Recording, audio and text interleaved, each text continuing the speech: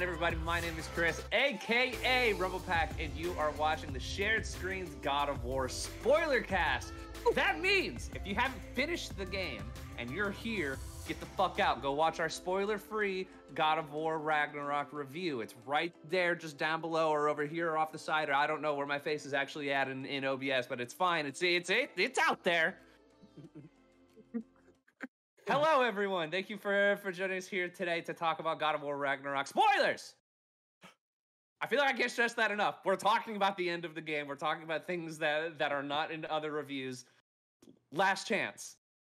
Speaking of chance, what's up, baby? How you doing?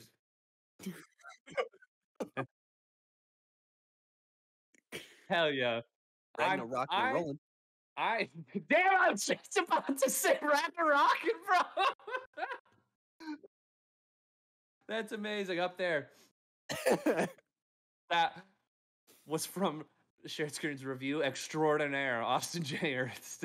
Hello, that's me. Hi. I stole his thunder. Hello. Wearing a new headset is Jordan Deeb. Yeah, I'm at my parents' place for the holiday, so I have like a makeshift setup right now, but I couldn't miss this. Is it a Best Buy one? No, this is what they gave me at my job. Hell yeah, okay, yeah, that's a call center ass fucking headset, dude. And of course, my partner in crime, some other Josh. Death can have me when it's earned me. God damn! Fucking line, dude! Oh my god! What a yeah, man. Yeah, he's straight up spitting. Before we start spitting about God of War Ragnarok spoiler cast, make sure you drop a like. Make sure you drop a comment. Did you like God of War Ragnarok? Who knows? It's not that big of a deal, really. I mean, maybe you haven't heard of it. It's wild that we're even talking about it. It's just this little game from this tiny little company nobody's ever seen. Heard of him. Little indie developer. If for some reason video games aren't even your thing, guess what? Every week for the last 11 weeks, we've been talking about Andor. So go check out This Is the Waypoint. We've got reviews on that. If you are here and you do like video games, we got more reviews coming up. There's games like Callisto Protocol, High on Life. Maybe we'll talk about those. But today we're not. Today we're here to talk about God of War Ragnarok. All right? So you know. Spoilers! I can't say it enough. I don't want to see that come up.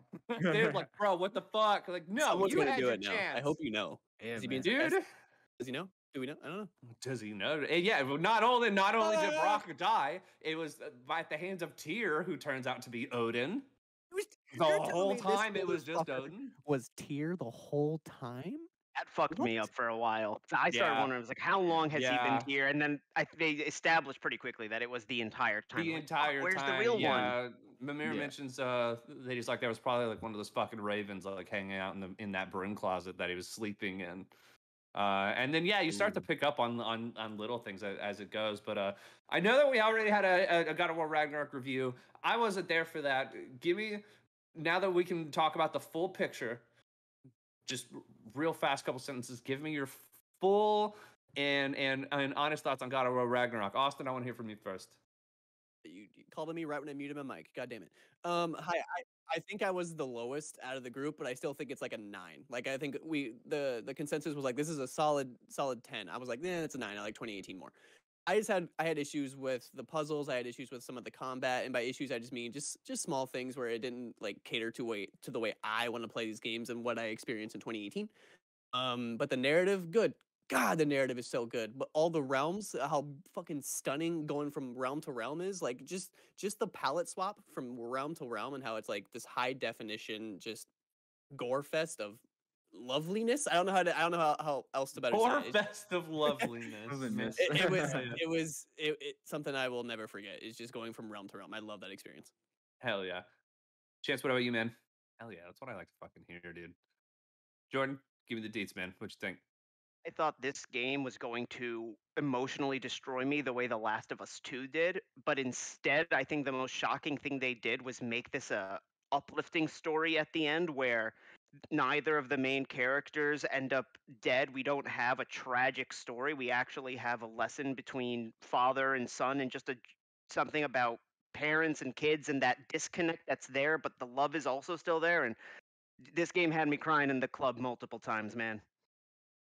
Dude, tell me about it. And by tell me about it, I mean I'm asking you, Josh. Tell me about God of War Ragnarok. How'd you feel? I'm with Jordan. This sequel definitely plays it safe, as opposed to Last of Us Part 2, which just fucking goes balls to the fucking wall with it. But in terms, like, safe isn't bad. And for playing it safe, this is the best possible case because they fucking nailed everything in this narrative in terms of like expanding on the scope while it still all builds to Ragnarok. It's an epic conclusion, and for me, they definitely took all the issues I had with 2018 and fixed them. One of them being I had mentioned it in the review. I can finally talk about it now. The Hawk in Helheim. I had such an issue with that in 2018, and I'm so glad it's like it was resolved here. So Yeah. you know, I love it. I love it. Hell yeah, yeah, man. I also love that Atreus just speaks it now too. Like that was a really cool moment. Like the first time that Jormungandr shows up and he's just doing the like I was like, oh shit, he's got it now. Is Yeah, that man. not a Loki thing, or did he have to like go out and learn? I thought that was just kind of like a I Loki. think Like he can just kind of do that. I think he had to learn. He could understand it. I don't think he could speak it. Yeah. Sure. The first game, he kind of sounded like Dory speaking whale. Well, I Oh, think in yeah. the first game you get like he can understand. Well, the first game, but Mimir talking is the back one was that the different one. speaks to Jormungandr, the first time you see Jormungandr is, of course, where it's like you throw the axe in the lake and then he comes out. That was in the original like trailer for God of War 2018, right? But in that at that point in the game, Atreus is like, I think he wants to help us. Like he can read his mind and kind of like feel it, but I don't think he spoke it in the first game. Not my knowledge. not until the very end when he calls it in to attack the Yeah. giant Freya's resurrected. Yeah. Yeah, which was badass, and I love seeing him again. Dude, Freya's performance in this game, Dude, unreal. thank you. Literally like one of the first lines, she just screams Kratos. Like when you finally get away from her, she screams Kratos' name, and I got chills from just that. That was it. Like Fear-inducing. I felt her pain, and I was just like, "Fuck, this game's gonna be fucking awesome." Fun Yeah, fact, man. I've That been was on in like the first 10 minutes. a Parks and Rec rewatch, and it's related. Get this, right? There's a short plot where Andy decides to go to college and takes an intro to women's studies class. The women's studies professor is the actress that plays Freya. Holy Oh, shit. Yeah. Not So I was not just gonna lie. doing something at my table, like Brittany was watching it, and I hear her start speaking, and I was like, I know that voice. That's Freya. That's Freya doing a Parks and Rec. When you started the story, had no idea where it was going. I When you were in the told middle Yeah. of the story, had no idea where it was going. And when we got to the end, I was man. like, cool. It's Absolutely. her whole story too. To kind of like bounce off what you said, Josh, is that it was safe. I actually disagree. I think the story constantly surprised me in directions that I was never expecting. Um, Yeah, and so I agree. and so I was waiting for the eventual point where Freya never backs down and Kratos is forced to kill her in the same way that he did her son. Like I was waiting for that story beat to kind of repeat itself, right? And there is that fucking surprise boss fight when she flies out of the gate in Midgard, and I'm like, oh shit, it's a Valkyrie, and then you're fighting for a bit, and then she pulls the helmet off, and I'm like, oh, it's Freya. But I think they did that redemption so believably in a way that that felt right. Like I mean, you get to where do they do the Nethar thing? That's Vanaheim, right? Vanheim, yep. Yeah, Valheim. Yeah. It's I just think that the whole like redemption to partner through line can be really heavy-handedly done and just sometimes not feel earned, and I think they managed to land that in a way that felt natural and right, and to the point where it was like it's a forgiveness thing. Like she finally puts that Yeah. forgiveness there, and that's such a central theme to every like corner of this whole thing. Atreus to the crew, Thor to Thrud, right? Thrud to her father. Um, of course, it mirrors itself later when Sindri doesn't forgive anyone, and it's the most heartbreaking thing I've ever seen in a video game, right? But Yeah. Yeah. yeah, It doesn't matter. We can talk about Sindri. The mourning scene. By mourning, I mean like after a loss. With Sindri after Brock's death is the saddest, most well performed thing I've ever seen in a video game. If that makes sense. Like I loved that was so well done. I love that so much. It was so good. not wearing gloves and covered in blood, like he stopped Yeah. washing himself. Yeah. What's so funny is if you told me that that Sindri is the one to actually put like the final nail in Odin, I would have fucking laughed in your face. Yeah. I also love how he's just visibly pissed at Atreus the entire time. That Yeah. never wavers. Like he's mad at It everyone. kind of annoyed but me. Specifically, Atreus. I loved it. I think yeah. I like that it is sort of like everyone else gets their forgiveness moment, right? To the point that sort of acceptance moment, except for Sindri, and I like that it's left there like specifically like to be heartbreaking, like that. That's why it's there. But what's so incredible is that we learn so much about Sindri that just adds these levels on top of levels on top of levels to where I think his character arc is the most interesting in the game personally, because we find out that long before the events of Ragnarok, Brock died. Yeah. He tried to put his soul back together in the Lake of Souls, couldn't get all of it together. That's why Brock's fucking blue. That's why he's and blue. he's basically a corpse. I didn't catch that's why he's I didn't- blue. I didn't Yeah. put that together. Because I feel like then Interesting. he'd have more questions about like, hey, why am I blue now? Yeah. I just, Yo, that could have been Sindri's I lie. was Cover it up. it was literally just the point where he revealed that Brock was dead. I was like, oh, that's why he's fucking blue. Okay, yeah, I didn't know about an experiment Yeah. thing. But at that point, Sindri also talks about like he fell into the Lake of Souls at one point, and you could feel them like crawling all over him, and I was like, fuck yeah, that guilt in that event is what causes him to become a germaphobe. Like that all builds on top of that, because I think Brock even like kind of offhandedly mentions he didn't always used to be neurotic, right? Right. And then And yeah, you have all of the stuff that happens in his house, and eventually Brock dies, and just the weight of everything. I mean, yeah, it caused him like the moment I realized he wasn't wearing gloves, I cried. I was like, "Oh my god!" Like it Yeah. broke him, and him like just being like, "I gave and I gave and I gave and I gave and I gave, and all I got was my brother lying dead in front of me."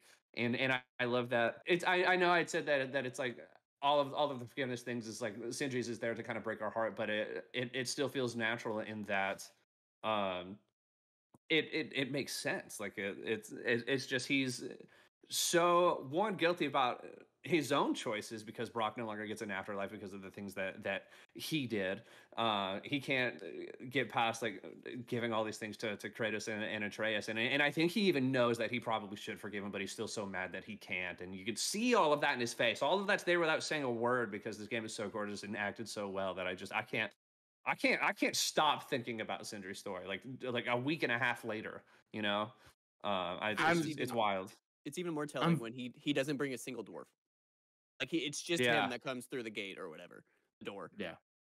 Yeah. I'm pretty conflicted on it solely because like yes, like Brock gives him the forgiveness and then he's still hurt and like very short with Atreus and Kratos the entire way through and stuff like that. And I think it's beautiful like that it like Odin kills Brock, but he gets the final blow on Odin, and that book ends it. It's just afterwards, it's just lacking closure. You understand that, he's now on that hell bent revenge path, almost or like, not forgive, like he's, not accepting forgiveness.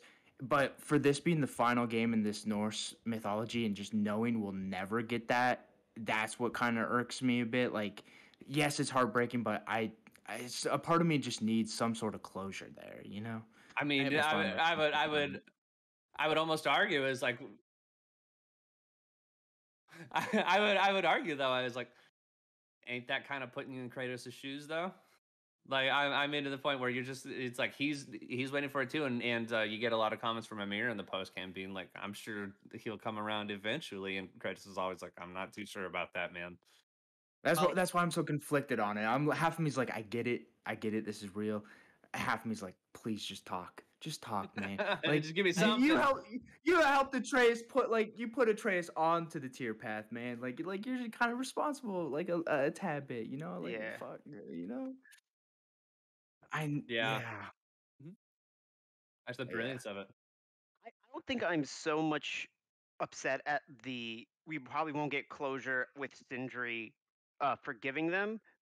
I wish we had seen Brock confront Sindri about what he did before he died. Because we yeah. No, you're good. But it's like, yeah, we got that scene with him and the mermaid, and the mermaid not really looking at him, and then he has the realization. He goes, "I died. I fucking died." And he goes, "This is my argument to have," and Kratos goes, "I'm going to respect that." And then you go the rest of the game, and they're a-okay. And I wish I could have gotten to see that, because I also think it would have been a really cool parallel to see them fight again before one of them dies. Yeah. Yeah, I'm with you there. Brock does he does start to be like real snippy with Sindri, like past that, and you can Yes. feel it building to that point. And I'd almost Yeah. I think for me that just makes it all the more tragic, because you're waiting for this story point to come for that boy, for Brock to finally hit his boiling point, and instead he gets a fucking knife in his heart. Like, I mean, it's one of those things that just yeah. And I think you could argue. Like, I know what you did. I forgive you. Yeah, and what else they're saying is like, and you got to let it go as well. Like, or you got to let me go. Yeah. Yeah, yeah. Yeah. I like that. I think Awesome. if Brock hadn't said that, I don't think Sindri would ever forgive anyone. If I'm being totally honest. He If might have didn't killed hear the that rest of them. come from, but I have another question, like a follow-up question. Is it confirmed that we'll never see these Norse characters again? No, They've I know been, like, I know pretty- they're done with Norse mythology, but is it for sure we'll never see these characters again? I No. mean, I like yeah. Well, yeah. here's my caveat. Sindri is the villain of the next game. Bet Oh, on it. that would be Bet on kind of it. sick. Wait a Bet on minute. Just saying. Oh my! And we have the same chase sequence. It's just dwarvish like magic happening around and shit like that too. Oh hell Like, yeah. I think they've set. Yeah, man. Yeah, like I could. They've said that they're done with the Norse saga. I could see Sony being Sony and being like, "Here's a small little sequel doing that's like like its a own little standalone thing." A Miles $40 Morales and Miles- Lost Legacy. Lost Yeah, Legacy, yeah. I actually genuinely would love it if they just never made another God of War game again. yeah, I'd be fine here too. He's going to college. He's gonna find himself, smoke some weed. Loki goes. Dick wet. Atreus stays. We were talking about Kratos spitting, dude. That one, I thought Oh, I yeah, had no man. more tears to give. I And said I had the best line in the game, but that might be it. I'd have another one though. But literally the only, this is a stupid reason. The only reason why I don't want it to be the ending, like we never see God of War again, essentially, is because who blew the fucking horn? The horn don't in the know. fucking first game. Who blew the motherfucking horn? God damn it! I'm sorry. And I also love that they reflect that a bit in where Brock's like, "Damn, you're kind of good with that thing." And he goes, "The first weapon Spartans learn how to use are spears." Yeah. Like Yeah. I always thought that was great. And So- like, go for it, Jordan. I was just going to piggyback off Chris and kind of what Chance was saying before about should this be the last God of War. I never played the original trilogy of God of War. Like 2018 was my first God of War game. Yeah. And so when I was playing through this game and they had more direct references to what happens in the original trilogy, I thought that this would be like them really closing the book on Kratos, and I thought that the whole game I really did think that he was gonna die. I thought that they were kind of just laying the story out in front of us. I was like, Mhm. are they going that meta with it? And so They I thought knew that. that. Like, They knew exactly. Yeah. Sorry, they knew exactly They what knew they were exactly doing. what they were no, doing. and it started getting to a point where I go, there's no way they're hammering it in this much, because like Mimir says something about like one final mission, and it started to feel like how at Tony's speech at the end of Endgame almost feels like a speech to the MCU itself, not just to the Avengers. Yeah. And so I thought that Kratos would die and go back to, I don't know what the Greek version of heaven is, but like, and he would be with Calliope and his first wife, and maybe even Frey. Doesn't exist And- anymore, actually. Oh, fair. Yeah. Yeah.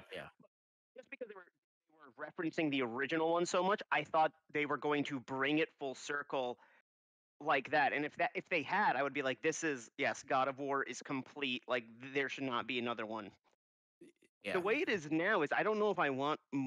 There's just so many things that they can do that at the very least I do think that like some sort of a side game needs to happen. I think if we get something else, it'll be Atreus focused and not Kratos Of course, focused. I yeah. do think I think God of War can continue. I think Kratos is done.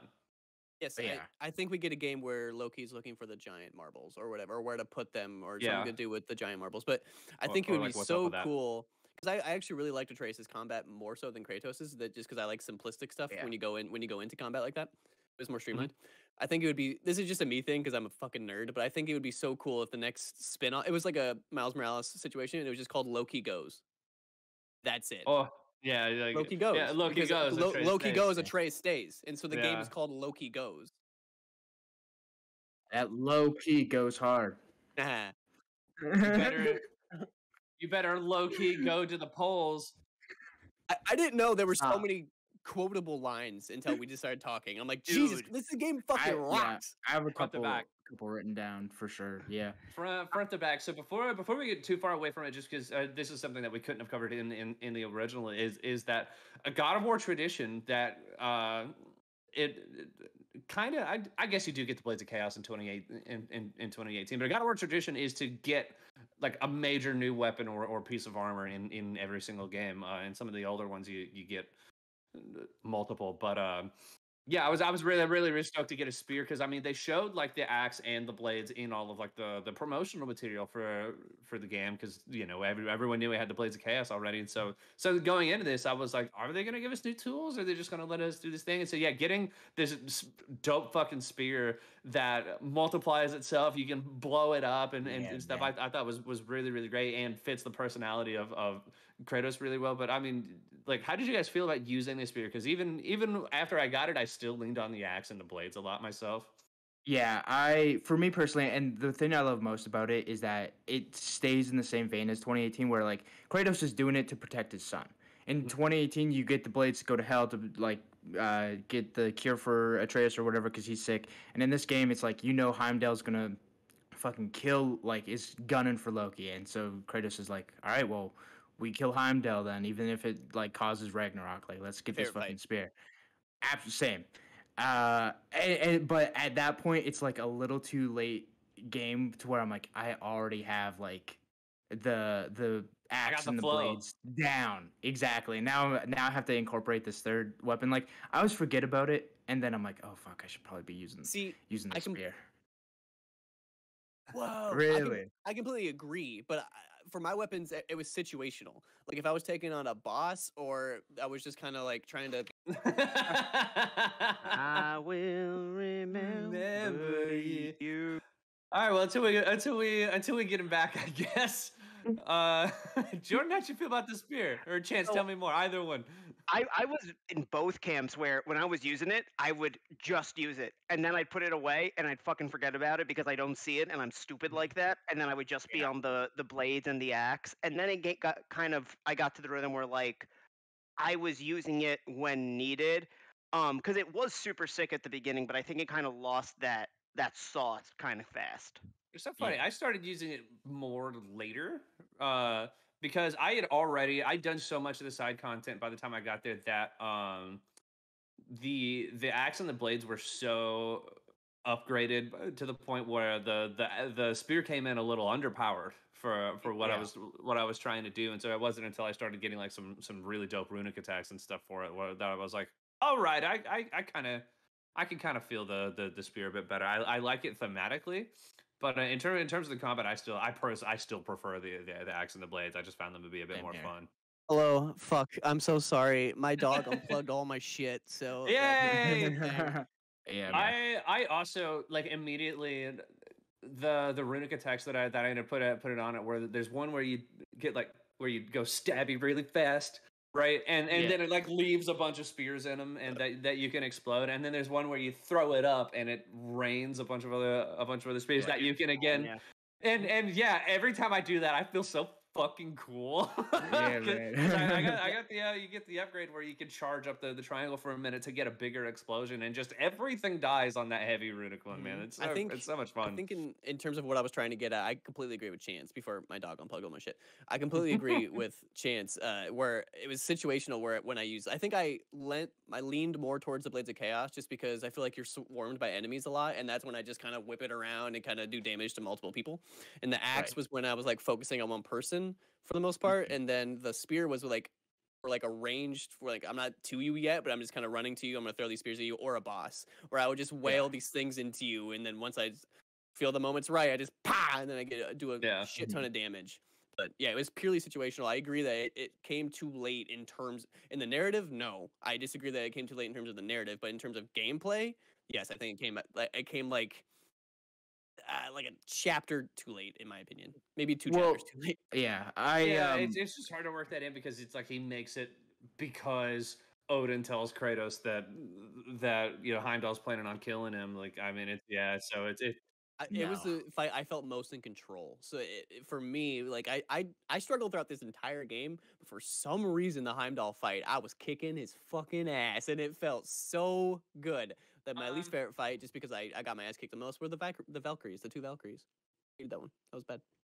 There's a point about 3/4 of the way through that boss fight to where he adapts, right? And so there's a point to where the thing happens. He scratches his face and he's like, "What the fuck? Nobody's ever drawn blood on me before." And That was then you're able, moment. which was so fucking sick, by the way. The ring. I The fucking ring. Heimdall was an amazing character. I loved beating the fuck out of him. Yeah, man. Holy shit, they made him such an asshole. It was incredible, amazing writing. I loved Heimdall. But yeah, it gets to the point where you can start dodging his slow down attacks and use those to counterattack, and then it gets to a point to where he stops falling for catching the spear and exploding it. And after that I was like, what does the game want me to do in this fight now? So I just kind of wore him down over time. I didn't die to Heimdall at all throughout that fight, but there was a point where I was just constantly kind of poking. It's like, does this thing work? Oh, okay, no, I got hit for that. I was like, well, let me try this tactic. Okay, no, that one doesn't work. I was doing that too. Yeah, that was what I had to do. Yeah, I just kind of figured out the distance when he would dodge, and so I would put just multiple down, and I would get him to dodge near another one, and I had to blow it up. It took a long time. That's what I did. I was pretty good when he started slowing down time, I think, and I was able to trigger the first thing really fast, where it's like, Kratos says we need something to overwhelm his senses, so it's like he's not going to pay attention to the spear, but then it explodes, and it's like, oh shit, you caught me off guard. I feel like he adapted to that first hit too fast, because that middle chunk, I was just kind of hoping for luck. Oh yeah, man. And then I was going to just say, that transitioning between, the first stage and the second stage, when you just take his fucking arm off, you just put. Oh yeah. Oh, so good. Contract it. Oh my god, dude. I brought this up. Yeah, man. Yeah. Oh, So fantastic. good. Yeah, I love that, especially just as a character moment for Kratos, because as somebody that has played all of the games, they're starting to feel real familiar now. I was like, dude, Heimdall's done. That's it. There's a point where he grows the arm back, he hits him, and I was like, oh, he's gonna fucking die now. He shouldn't have done that. Kratos gave him the chance. He had that moment to where he's like, no, I'm gonna be better. I'm not gonna kill you. Stay after my boy. And then he goes, fuck you. And then I went, oh dear, oh He's no. You're not gonna keep me here out of pity. You're gonna fucking kill me if you've already bested me. And I fucking loved all that. So yeah, I thought that. Yeah. So, Man. I feel like I could talk about the spear and Heimdall and all of these things forever, but there's so much that I want to talk about. So I'm gonna kind of forcefully move us on a little bit here, because I really want to talk about Thor, and the absolute incredible portrayal of Thor. I think Tim Geddes from Kind of Funny does a great way of talking about it in their spoiler-free podcast. He's like, there's a challenge here now with including Thor and Ragnarok and things like that in this game, because of the MCU and all these things.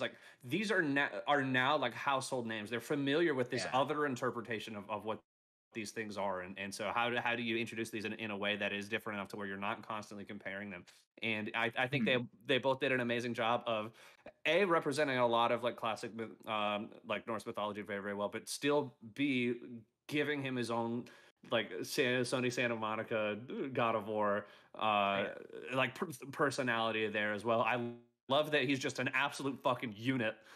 Yeah. Like he's absolutely gigantic. And of course, yeah, you have the big hype fight at the beginning, right? Like you did with Baldur in 2018. It's the thing that everyone's waiting for. It's Kratos versus Thor, and it delivered. It was hype as fuck. I loved it. And It you was died. amazing. And then you, dude, The fake bro, game over screen. holy Fantastic. shit. Why are you so good at games, Chance? Knock it off. I know he's like I've been playing Bloodborne all this fucking time. This game was so goddamn easy, and they had to force kill me. Chance like- playing God of War Ragnarok. Fucking, I know, yeah. I died so many fucking times in this game. It's difficult. Yeah. Yeah. I but, loved Eric, the director, has gone on and he's like, to get the loading screen right, like subtitles were still popping up, and I thought we were gonna have to cut it, and I said we were cutting it, and then one dude just took it home with a weekend and just cranked it out and got it. So whoever MVP. MVP, Shout out to whoever that guy, delivered because I that, was because fucking that scene screaming in fuck. my apartment at 2 in the morning. I was like, Yeah. holy shit! He's like, no, I'm not done with you yet. And I was like, ah! Yeah. Going around Twitter yesterday of a guy streaming God of War, and he gets to that part. He goes, "Ah, damn! Did I not do the QTE good enough?" And then it happens, and Kratos comes back to life, and he starts chucking the axe. And he goes, "Here, this is fucking game of the..." Like that was the moment for him where he was like, "Nah." It's Yeah. incredible. And so that fight delivered in every way that I wanted to. It was huge. It's this big spectacle. We finally get the showdown between Kratos and Thor I was ready for. But I also do love the way that again, like this story kind of defied at least my expectations, to where you spend like all of God of War 2018 like listening to Mimir talk about Thor and how he's this stupid drunken brute who doesn't care about anything else, just wants to fight, piss, and fuck, right? Like I mean, it's all he wants. It's all he wants to do. And we get there. The first scene he has, he brings mead. He doesn't drink it. He pours it for Kratos and Atreus, and then Odin makes fun of him for not drinking. And then we get mad to that Kratos doesn't drink. He's like, he could have told me. yeah. He's like, it's before I poured it. The way I've been putting it is like MCU Thor is Superman, and Thor in this game is Homelander. Like this is just such a like better adaptation that's like a lot more grounded and more like almost real, and like he's seeking Odin's approval so fucking bad. He has those daddy issues similar to how Homelander has the mommy issues and all that shit. And I fucking loved it the whole way through. Him being a drunk and like that scene with him and Thrud in the fucking bar like afterwards, and it's like what was so fight great scene's about fucking hilarious. the first bar fight is fucking dope. I love a good bar fight. Hell yeah. Just in real life and in video games. Because the music's popping off. It's real fucking funny. But what's Chris crazy in a about few that though hours is fucking that at it's the like, pub. I got a thunder. What's incredible about that though is that through those scenes that we see from Atreus and Asgard, it's like we learn that he hasn't been drinking for a long time because of his daughter. Like it's like they killed his sons, and yeah, he wants Odin's approval, but he and Sif are he's slowly starting to turn around on Odin until that boils over later. And so when that bit of him like relapsing and going and getting drunk in the meat hall hits, like it hits hard, because you can see how disappointed Thrud was. Like that, like her line, and I didn't realize that he'd stopped drinking until like they drag him outside and they lean him up, and Thrud was like, "I'm done with you. Like you were doing so well." And I was like, Right. "Oh no, he hasn't been drinking." This family dynamic was so like genuine. Like I know families that are spot on to this. I've seen with my own eyes this happen, like exactly, maybe not the exact location, but like it was the perfect 1-to-1. It was the like perfect that representation scene outside the bar. Like the writing there in that scene was a perfect representation of somebody battling an addiction and relapsing and like kind of letting down everyone around them, right? Yeah. Like I'd sat there and I was like, I've seen this thing happen before, and that's it hit hard. The whole bit with the crater to where it's like, hey, like the dog smells something, like go find it, and they start to find clues. It's like, oh shit, like man, like did Birger like survive? Like, can we go get him? And then it just keeps going and keeps opening and keeps opening to the point where I got like the 6th additional side quest. I was like, how fucking big is this area? I was like, what the hell is happening? Right. Yeah, there's there's like there's like 4 dragon boss fights in there. There's 2 berserkers. There's a million things going on there. So I've got a really really sort of like personal connection to the creator because of something that I did in the game. So I apologize. This will take a minute to set up here, but as you're getting close to Ragnarok, of course they're doing the video game thing. It was like, hey, not a lot of time left, we can go do stuff. And so finally, like there's the point where everyone's like ready to go. They're all camped out on Tyr's Bridge, and Mimir's like, it'll take Freya a little while longer to get the army set up. Is like, and I think the way Mimir puts it is like, do you want to go have one last adventure, just the 3 of us? And I was like, hell yeah, I do. Right? I was like, fuck yeah, I'm gonna go clear something out. And because of everything that had happened up to that point in the game, I was 100% convinced Kratos was going to die. They've been trying to divert this prophecy, and they've been unable to. Everything that has happened as prophecy said it would so far, and so I was like, this is going to be the last time that Kratos and Atreus are going to be together. And technically, I was right, but I'll get to that in a minute. And so I was like, well, what would be like thematically like really really great for them to do? And so I was like, I'm going to go back to the crater.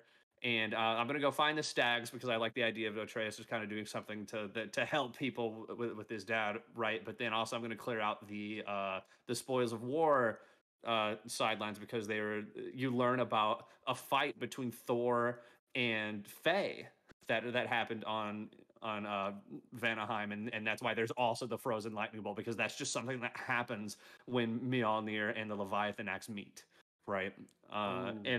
And so just the idea of their final thing together, like helping out Ratatoskr and then learning more about Faye, I thought was so beautiful. And so I finished that and I was like, okay, it's time to go do Ragnarok. And so I was like, I loved everything I did there. And then Kratos lives, and then Atreus leaves, and it opens the side quest back up, right? And you get a couple extra ones, and I'm walking through, and I'm like, oh, I could go do the Muspelheim stuff. And then I was like, man, Atreus really talked about how much he enjoyed the Muspelheim trials, and then finally I was like, I didn't spend enough time with my boy. I should have spent more time with my son. I did all these things in the crater, but I could have done more. Like the way that the gameplay that physically put me into Kratos' shoes without having to over-explain or say a word to me was fucking unbelievable, to the point where it's like the game ended and I sat there and I was like, I don't want to do these things with Freya. I want my boy back,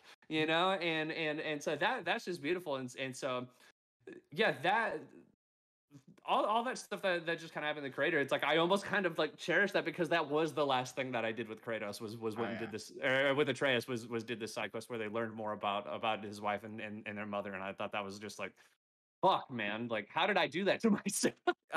My question is, because like, Brig falls out the boat, and like they have like the side quest with the dog, and I like, part of me was like, I guarantee you he's still alive, and you just gotta go like follow the hound.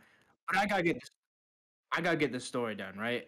And so I didn't go back to like last night, and I did it all with Freya. If you go save him beforehand, does he show up in Ragnarok? Is he there at the end? Interesting. No, okay. and that's one of my little things to where it's like, I did save him before Ragnarok, and I was like, I thought he would be here. I thought that was kind of the point. So I mean, you do get to see him, and he appears in the camp after. But right. He's not physically there for Ragnarok, which it's not the worst thing in the world, but it was a little disappointing. When him and Thor walk in, and no one in this game, I guess with the exception of Mimir, has an accent. Well, okay, we're Americans playing, but everybody has an American accent with the exception of Mimir. But they all still talk like very poetically and like old English-y sometimes that it still feels it still feels mythological. Yeah. And then Thor and Odin walk in, and I'm like, these are just some guy TM. And I was like, I'm not sure if I like it. With Thor, I never fully got over it. With Odin, I started to enjoy it more because he just kind of came off as like a Easy. easygoing, Yeah. and like he's over it. Like he's just like he acts like being the main god of this country and the nine realms is like he came off like a grocery store manager that was like, whatever, just do what you want to do, keep the sword, I don't care. Yeah. And I started to like that more because it was such an interesting choice. Especially because that's also doubled with Thor, though, right? To where Thor is like you're learning why as Atreus in Asgard is not the character that you were told for like 20 hours is in the previous game. And in Ragnarok, you don't explicitly see Odin do anything evil, or like right up until the end of the game, because it's all kind of like hidden so well. You're still like just told all of the horrible things that he does, and yeah, you get to a point to where he's there and he's like, oh yeah, no, I'm not interested in that. I just want to figure this thing out, and he's like, I have no hard feelings against them or whatever, and the way he conducts himself, yeah, it does like kind of lead to you sort of doubting yourself, and and being right there with the trace, we're like, maybe he's not You start to wonder how what much we of what he's thought. saying is true. Yeah. There's a conversation with Thrud that I was like, fuck. When she's like, yeah, I don't think your sources. Essentially, it was like, I don't think your sources are the best sources. Like his angry ex-wife, the guy who tried to kill him, or whatever, something like that. And I'm like, you know what? You have a very like based she's got a opinion. point. Yeah, and I said that, I was like, Yeah. Thur said that, and I went, shut up. Yeah. I was like, come on, man, leave me alone. I'm telling the To truth. me- And of course that all comes to head later when Odin reveals himself to have been Tyr in disguise the whole time, which I think is Fuck. one of the coolest video game twists I've ever seen in a story like that before. Like just like the slow realization past that of I would just sit there and be like, we spent that entire game being like, Odin doesn't know this thing. We have a step up on him, and he was right fucking there. Yeah. Like he's there, and you can go back and start to see all of the red flags, right? So like in that point when they're watching like the new prophecy, and Mimir's like, holy shit, Groa lied. Like and like he's laughing, and you can somebody pointed out that Tyr bumps into Atreus like as he's like, Groa lied. And so somebody was like, that's just Odin like realizing that Groa lied to him. But also when he bumps into Atreus, that's the side that he doesn't have an eye. Like that's a point. That's a point. That's a point where he dropped the facade for a minute. And just like rudely hit Kratos and all these things. And so like when you build up, you get to the point where Brock's like being an ass to him. I'm like, dude, what's your fucking problem? You know. And then he gets stabbed, and I went, oh no. So, like,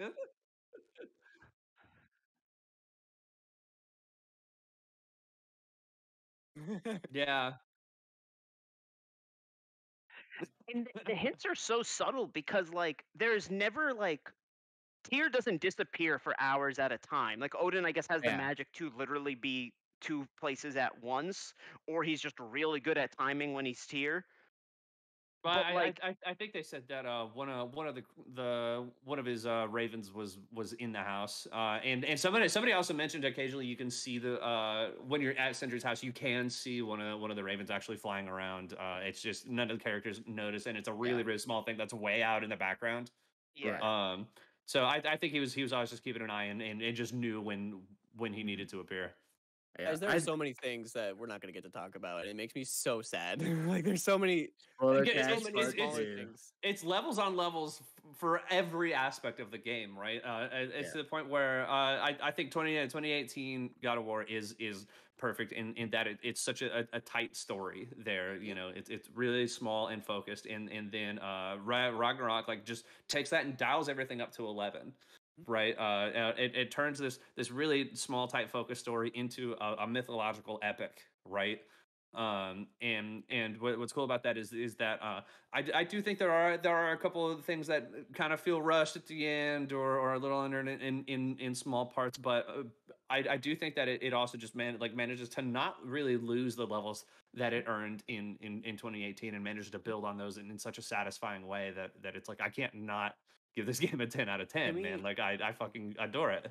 Can I mention my favorite part of the entire Absolutely. game, which isn't probably a popular one? When Kratos at the end, when Kratos opens that thing and he sees himself on that mural or whatever, As the Allfather. yeah, and it was like the first time, literally, and again, I've only dabbled with God of War before 2018, but it was the first time he was happy for himself. Yeah. In the entirety of probably the entire franchise. Yeah. Like The I felt opening like scene of the original like if he had God a of War is soul, him trying to kill himself. like Yeah. if he had a soul, it just went beep, like it had the tiny little Literally. light just came on. It just flickered. That's what did it. his heart grew 3 sizes that day. Yeah. Yeah. Topical.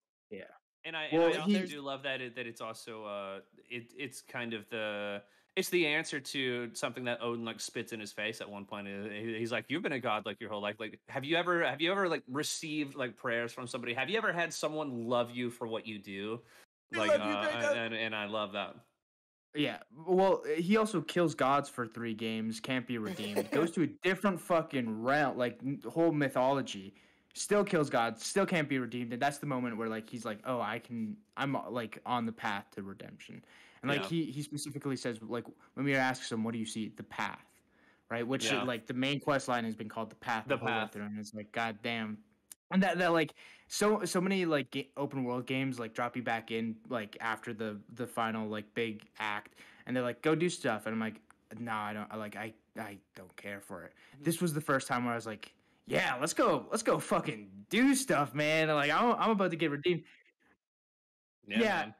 And then I was like, fuck, I have to go to a funeral for Brock again, and that just brought back. I just started crying. Dude, let's talk about that real fast. Just because you get that excellent moment of Sindri, like getting so close, and then just being like, you know what, fuck it, never mind. I do love all of the other. Yeah, so if you go back to Svartalfheim, and go to the pub, you'll get to put on a funeral service for Brock. Funeral. Yeah. Yeah. Like, hey, we're doing this here. When the credits are rolling and you like walk down the hill. Yeah. Can I stop you so I can experience it? Can I mute myself so you guys can discuss it? No. It's fine. I mean, there's really not much to say outside of that. I'm gonna stop talking about it here, but I will.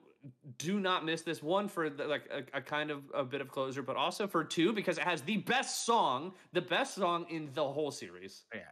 You know how in the first game it says like go home once you like quote unquote roll credits and walk home. This is the go home for that game, so go experience that. Yeah. If we have to mention one last, sorry, go for it, James. I was gonna say if we have to mention one last thing, Faye being the girl from Daredevil. I knew immediately. So hard, bro. Yeah, man. I'm gonna. Yeah, Karen. Yeah, Karen. She's Karen from Daredevil. Karen Page, I think. Karen Page from Daredevil. Deborah Ann Wool is the actress. Yes. We're ending, so this is the worst way to end this, but I have to mention just a few things. I'll rapid fire these. The fact that Faye calls Kratos Grumbles, love it. He's just now Grumbles to me 100% of the time.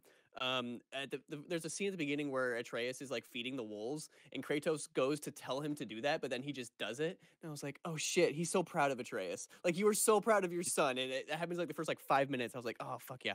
The fact that this game starts with Fenrir fucking dying, fuck you. I cried. Yeah. It's so rude. It's so fucking rude, dude. Is that Fenrir? Yeah, I was like, Fenrir? isn't he giant? Yeah. Is he massive? Yeah. And then as soon as we saw the massive wolf, I was like, fuck. Like, Fenrir. I knew what was going to happen. I knew it was going to be him. Yeah.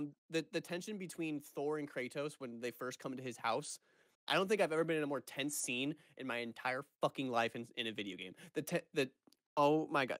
The intensity in that scene was it's so good. And I do love that that's also like the thing, the catalyst for the rest of it, because it's Odin setting himself up to integrate himself there to where he like points out, is like, hey, don't you go looking for Tyr now. You better stop that. And it just places himself right where they're looking. Plants the seed. That's why they yeah, do it. it's like, holy fuck, god damn, that's so god fucking shit. And then two Anyway. more small things. The tent scene right before Ragnarok. That scene was so when he's like he gets his own tent. I was like, yeah, he deserves his own tent. And I was totally okay. Like I would have been totally fine with him never going to their tent. And then when he does, I was like, that's the right decision. That's Yeah. That's it.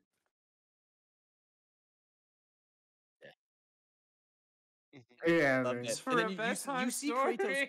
You see him story. cry. You see Kratos I- literally like tear up, and I'm like, fuck, dude. That is Yeah, man. and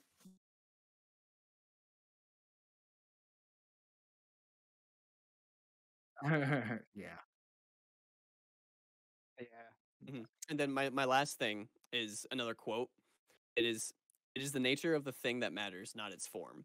And the scene Oh. where that happens, when he wants Brock to bless the spear, oh, that was too good. It was too good. God fucking damn. So That's what I was saying at the beginning of it. I was like, especially because of how often Kratos repeats that afterward too. It's like you can tell like how much that affected him, and he goes to carry that on. That I really love. We are hitting time here, but and there's so much here that it's hard to even fit this into 2 hours, let alone one. You know, I could talk about this game forever. I feel like, because there's so much there, and I loved it. And I know we talked mostly about spoilers or about story. I do also just want to again give a shout out to the combat itself, because I adored just fighting things in this game. The enemy variety is so good.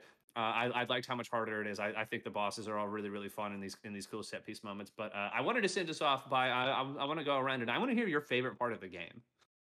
I just want to hear like, the part that gameplay-wise? you enjoyed the most. Whatever, story, gameplay. What is your favorite part or thing about God of War Ragnarok? Austin looks like he's thinking. Josh, what do you got for me?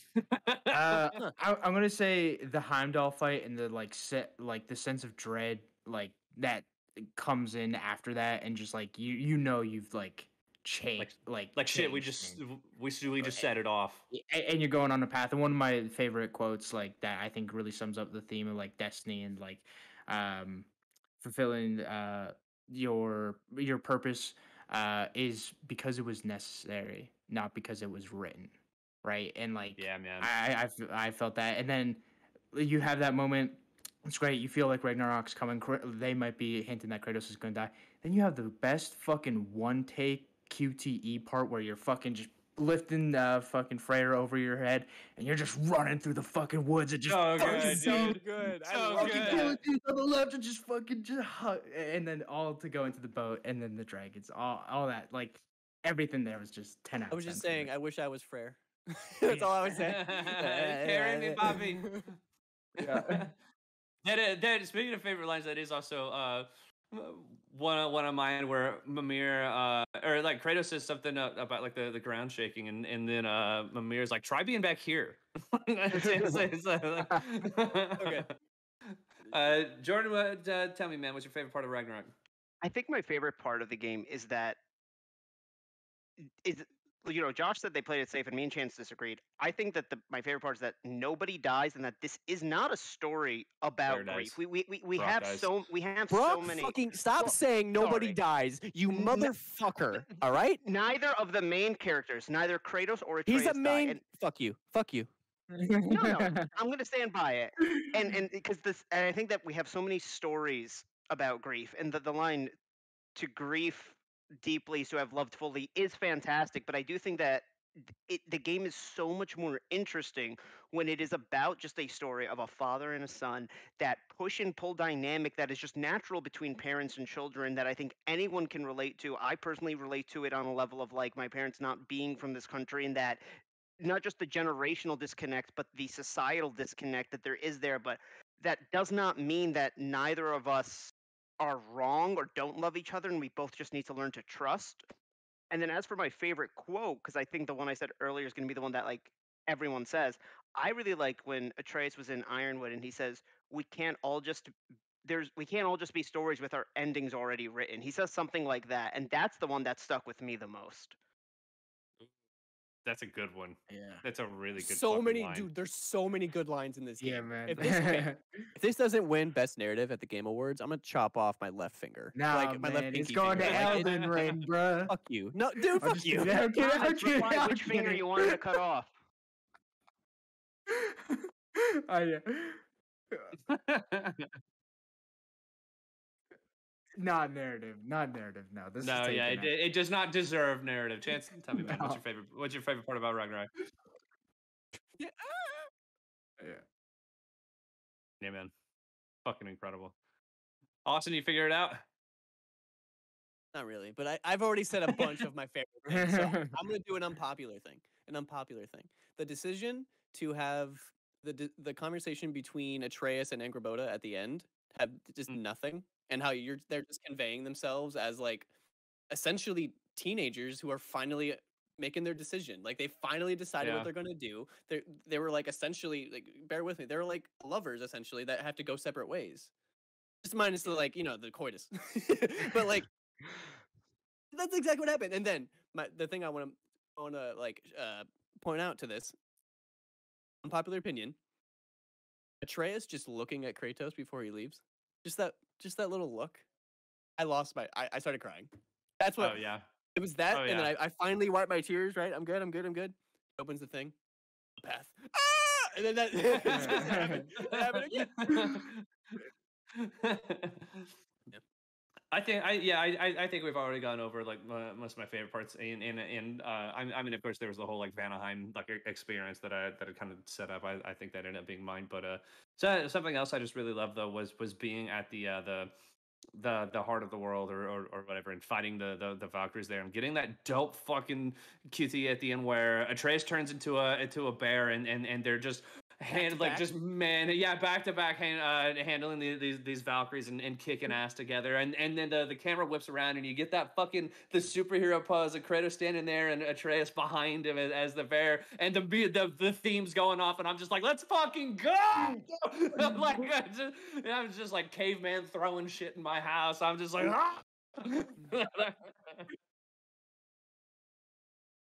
yeah.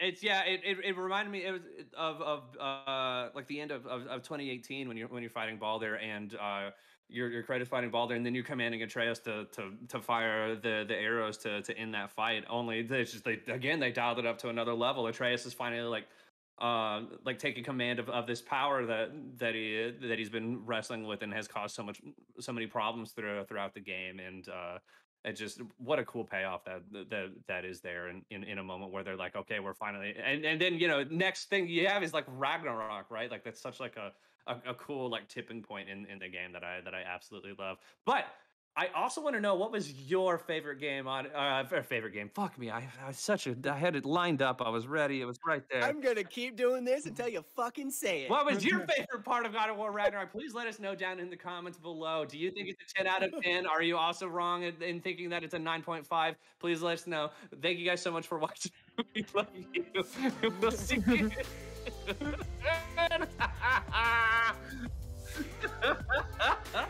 Oh boy, cut the feed. We're done.